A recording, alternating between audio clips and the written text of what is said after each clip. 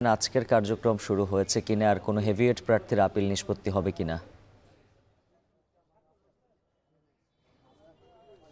উজ্জ্বল, আজকের যে কার্যক্রম সেটি 10টার পরই শুরু হয়েছে আমরা দেখেছিলাম এবং এখানটায় যারা অপেক্ষমান ছিলেন, অপেক্ষমান বলতে আজকে যেহেতু 281 থেকে 380তম যে আপিল রয়েছে, যেগুলো মূলত নির্বাচন কমিশনে আবেদন করা হয়েছিল, সেগুলো নিষ্পত্তি হতে যাচ্ছে। আপনি নিশ্চয়ই খেয়াল করছেন যে এখানটায় অপেক্ষমান অনেকে রয়েছেন যাদের তালিকায় নাম রয়েছে এবং এর আগে পর্যন্ত আমরা যেমনটি লক্ষ্য করছিলাম যে প্রায় 250 জনের আপিল নিষ্পত্তি হয়।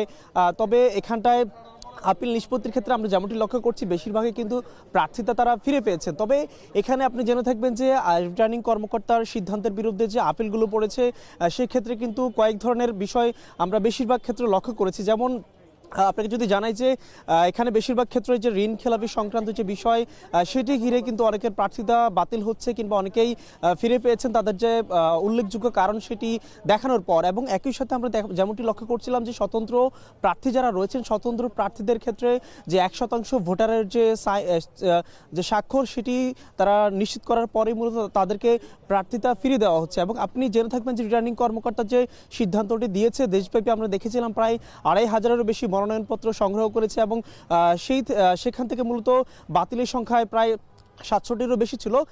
সেই পরিপ্রেক্ষিতে মূলত 645টি আবেদন পড়ে নির্বাচন কমিশনে প্রায় 300 সংসদীয় আসনের 10টি অঞ্চল থেকে।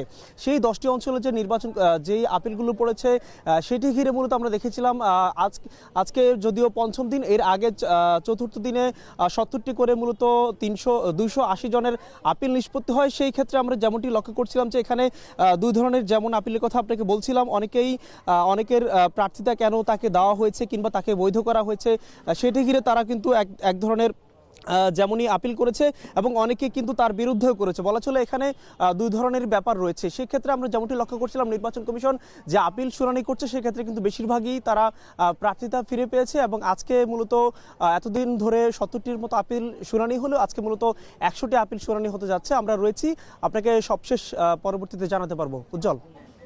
নির্বাচন কমিশন থেকে পঞ্চম দিনের আপিল শুনানির খবর জানাচ্ছিলেন মিয়া আমিরুল।